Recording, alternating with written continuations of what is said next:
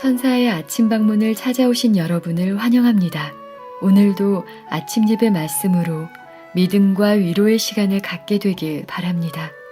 성도 여러분 안녕하십니까? 새해 복 많이 받으시기 바랍니다.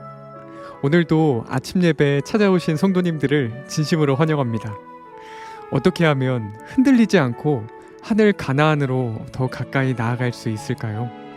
오늘 우리에게 주시는 말씀을 통해 우리의 삶 속에 주시는 하나님의 표적을 발견하고 기쁨과 감사로 남은 생애를 살아가시는 모든 성도님들 되시길 간절히 바랍니다. 이제 기도하겠습니다. 하늘에 계신 아버지, 아침 시간에 저희를 예배의 자리로 인도해 주시고 말씀을 듣게 하심에 감사합니다. 오늘 말씀을 통해 모든 근심과 걱정, 두려움으로부터 해방되고 기쁨과 감격으로 주님의 오심을 기다리는 성도가 될 수 있도록 준비시켜 주시옵소서.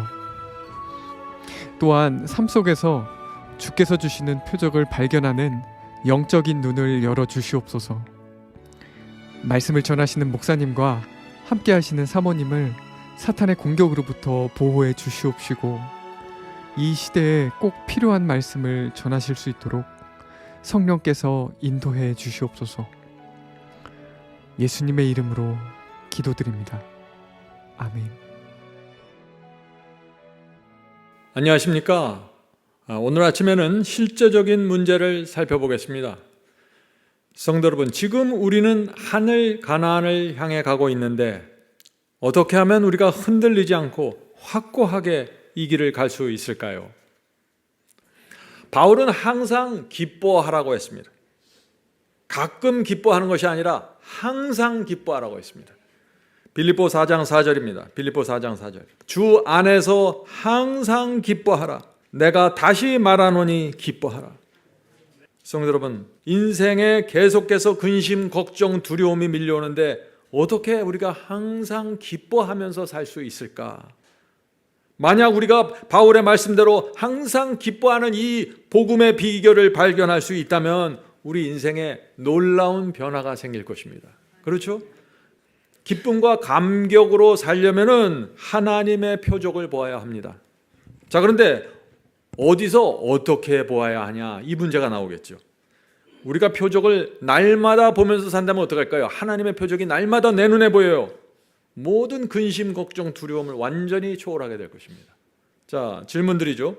하나님께서는 우리와 함께 하신다는 사실을 증거하는 표적을 어디서 어떻게 찾아야 할까요? 이것이 중요합니다. 하나님의 표적은요, 진리가 정확하게 세워진 교회에 나타납니다. 이 문제는 여러분이 씹고 씹어서 묵상해야 될 주제입니다. 이스라엘 백성은 광야에서 고달픈 삶을 살았습니다. 아침에 눈을 뜨면 풀 한 폭이 없는 광야 사막을 걸어야 했습니다. 뜨거운 사막입니다. 하나님께서는 이스라엘 백성에게 젖과 꿀이 흐르는 가나안 땅을 약속했지만 현실은 고달프고 힘들었다는 것입니다. 그런데 이 광야 교회는 날마다 놀라운 표적이 나타났습니다. 이스라엘 각 백성 개인들은 힘들고 고달팠어요. 그러나 광야 교회, 이스라엘 교회 안에는 날마다 표적이 생겼습니다. 어떤 표적이요? 낮에는 구름 기둥, 밤에는 불 기둥의 표적입니다. 성소에서 새키나 영광이 항상 흘러나왔습니다. 하늘에서 만나가 날마다 내리는 표적이 있었습니다. 물이 없을 때는 바위에서 물이 터져서 나왔습니다. 표적이었습니다. 모든 사람들이 다 알았어요. 이것은 하나님께서 주신 표적이라는 걸 말이죠. 그런데 이스라엘 백성들이 그 표적을 보면서 어떻게 했습니까? 감사가 있었나요? 감사가 없었습니다. 감격이 있었습니까? 없었습니다. 왜 그랬을까요? 표적이 그들 앞에 날마다 있었는데 말이죠. 자, 이제 여기서 우리가 질문을 해야 되는 것입니다. 이스라엘 백성은 광야에서 날마다 표적을 보면서 살았는데 그들이 왜 무너졌을까요? 그들은 왜 하나님의 표적을 보면서 기쁨과 감격으로 충만하지 않았을까요? 표적이 나에게 나타나지 않고 교회에게 나타났기 때문입니다. 이스라엘 백성은 자신의 삶과 자신의 고통에서 이 사막의 정말 힘든 삶에서 나를 건져주는 나를 위한 표적을 원했는데 하나님께서는 계속해서 교회에게 표적을 주시는 것이에요. 구름 기둥과 불 기둥으로 교회를 인도하셨습니다. 만나의 표적도 이스라엘 전체에게 주었습니다. 나한테만 주는 게 아니라 전체 다 주시는 것입니다. 개인적으로 표적을 주지 않았습니다. 성도 여러분, 하나님께서 이 당신의 교회와 백성을 인도하는 방법에 대해서 분명히 알아야 됩니다. 하나님께서는 교회에게 진리를 먼저 주십니다. 그리고 그 진리가 그 교회에 세워지면 그 교회를 인도하십니다. 물론 교회에 진리가 없을 때는 어떻게 해요? 교회를 인도할 수가 없습니다. 그럴 땐 각 개인을 인도할 수밖에 없어요. 그러나 광야교회는 진리가 세워진 교회였습니다. 하나님께서 그 교회의 진리가 분명하게 세워지는 것을 보면서 하나님께서 교회에게 표적을 날마다 주시는 것입니다. 성도들은 이 교회에 나타나는 이 표적을 보면서 기쁨과 확신을 갖고 밀고 나갔어야 되는 것입니다. 이것이 그 구약 시대부터 지금까지 변치 않는 하나님의 계획입니다. 교회를 인도하는 하나님의 계획. 그런데 이스라엘 백성의 문제가 뭡니까? 교회에 집중하지 않고 교회 날마다 일어나는 그 표적을 보지 않고 지금 현재 내가 고달프고 나에게 표적이 없는 것을 한탄하고 원망한 것입니다. 자, 질문 드리죠. 자, 그렇다면 하나님께서 개인에게 주시는 가장 큰 표적은 무엇일까요? 우리는 어떤 표적을 기대하고 살아야 할까요? 하는 이 문제입니다. 이스라엘 백성이 이 표적을 기대해야 되는데 이 이스라엘 백성은 이 표적을 기대하지 않았습니다. 개인에게 주시는 하나님의 가장 큰 표적은 변화된 생애입니다. 여러분이 세상을 의지하지 않고 하나님을 믿고 신뢰하면서 어떤 고난 속에서도 하나님을 바라보고 기쁨을 갖는다면 하나님의 표적입니다. 그것은 여러분이 뜻을 정하고 빛과 소금으로 살기로 기도하고 뜻을 정하면 하나님의 표적입니다. 하나님께 영광을 돌리는 삶을 살기로 실천한다면 그것은 하나님의 표적이 여러분 개인에게 나타난 것입니다. 물론 이스라엘 백성들은 연약했습니다. 그러나 이스라엘 교회에는 진리가 명백하게 세워진 것입니다. 이해하십니까? 이스라엘 교회 안에는 연약했어요. 사람들의 문제가 있었습니다. 그러나 한 교회로서 광야교회는 진리를 받아들인 교회였습니다. 그래서 하나님께서 이 한 교회로서 십계명을 주셨고 성소를 주셨습니다. 구원에 대한 분명한 청사진을 이스라엘은 받은 것입니다. 그래서 하나님께서 계속해서 이스라엘 교회에게 표적을 주시면서 백성을 인도하신 것입니다.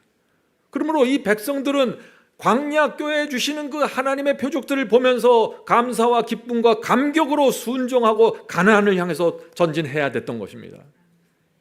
그런데 그들은 다 자신에게 집중했다는 것이죠. 백성들은 이 광야교회에 나타난 구름기둥과 불기둥, 하나님의 색이나 영광을 보면서 날마다 감격하고 기쁨으로 살아갈 수 있었던 사람들입니다. 그런데 그렇게 하지 않았어요. 왜? 자신에게 집중한 것입니다. 교회에 하나님의 표적이 차고 넘쳐도 나에게 개인적인 표적이 없고 나에게 꿈을 주지 않고 나에게 계시를 주지 않으면 나는 절망이다. 내 인생은 아무것도 아니다. 이렇게 생각하는 것입니다. 하나님께서 사람을, 백성을, 교회를 그렇게 인도하지 않으십니다. 하나님께서는 진리가 분명하게 세워진 교회에게 반드시 표적을 주십니다. 그리고 교인들은 그 교회에 나타나는 표적을 보면서 감사와 기쁨으로 전진하는 것입니다. 이것이 하늘 가나안을 가는 비결입니다. 자, 이제 우리는 우리 자신에게 이 문제를 던져봐야 되겠죠. 이 교회에 대한 질문입니다. 우리 각자의 삶은 힘들고 고달픕니다. 그러나 하나님께서 이 교회, 우리 교회에게 진리를 주셨습니까? 십계명과 성소 진리를 주셨습니까? 하나님께서 우리 교회를 날마다 구름 기둥과 불 기둥으로 인도하십니까? 아침마다 만나를 계속해서 주십니까? 그렇습니다. 분명합니다. 하나님께서 우리에게 승리의 복음을 주셨습니다. 십계명과 성소 진리를 주셨어요. 이 교회에 분명한 진리가 세워졌습니다. 그렇다면 하나님께서 이 교회에 표적까지 주셔야겠죠. 표적을 주십니다. 어떤 표적을 주시나요? 날마다 말씀의 만나를 주십니다. 이 교회에 있는 성도들의 삶이 변화되는 것입니다. 회개하는 일들이 일어나는 것입니다. 다들 하늘 가는 나그네로 살려고 뜻을 정하고 있는 것입니다. 이것이 하나님의 표적입니다. 진리가 세워진 교회는 반드시 성도들 사이에 이 일이 일어나는 것입니다. 어떤 분들은 제게 이런 말을 합니다. 목사님은 어떻게 그렇게 지치지 않고 열심히 이렇게 선교할 수 있습니까? 그런 얘기를 가끔 합니다. 제 개인에게 일어나는 표적은 하나도 없습니다. 제 에너지와 힘은 이 교회와 사역에 나타나는 하나님의 표적입니다. 전 그것을 보면서 삽니다. 하나님께서 이루시는 놀라운 역사를 보면서 지치지 않는 에너지를 얻는 것입니다. 성도 여러분, 제게 표적이면 여러분에게도 표적이 돼야 되지 않을까요? 계속해서 말씀을 받고 설교하는 것도 저에게는 표적입니다. 마지막 사명이 기적적으로 운영되는 것도 표적입니다. 말씀을 전했을 때 영혼들이 회개하고 말씀 앞에 굴복하는 것도 표적입니다. 유튜브를 통해 매년 수십 명씩 침례받는 것도 표적입니다. 그 하나님의 표적 때문에 제 마음이 감사와 기쁨으로 채워지고 살아서 움직이는 것입니다.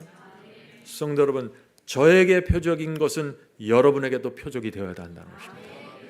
이것이 여러분이 감사와 기쁨과 감격으로 이 고단한 생애를 승리로 이끌어가는 것입니다. 조심해야 합니다. 이스라엘의 역사가, 광야의 역사가 우리에게도 반복될 수 있는 것입니다. 그들의 문제가 뭡니까? 그들은 자신에게 표적을 찾았습니다. 자신에게 나타나는 표적을 찾으려고 하면 어떻게 될까요? 자꾸 실망하게 되고 미혹당합니다.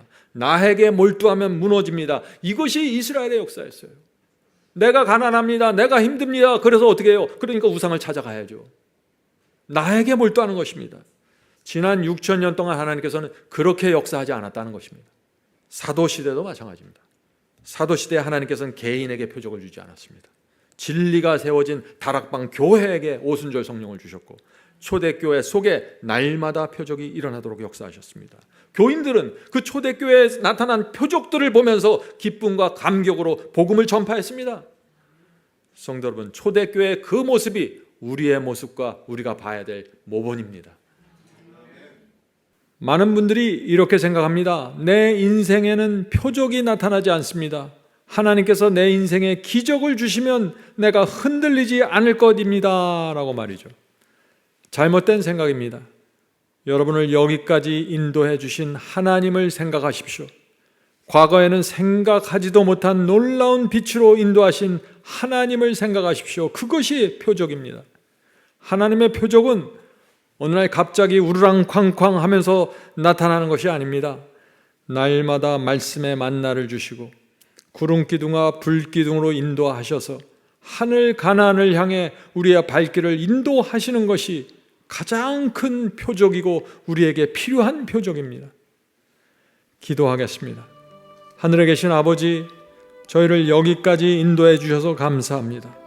고단한 세상에서 날마다 아침 만나를 먹게 하시고 말씀으로 우리 발길을 인도해 주셔서 감사합니다.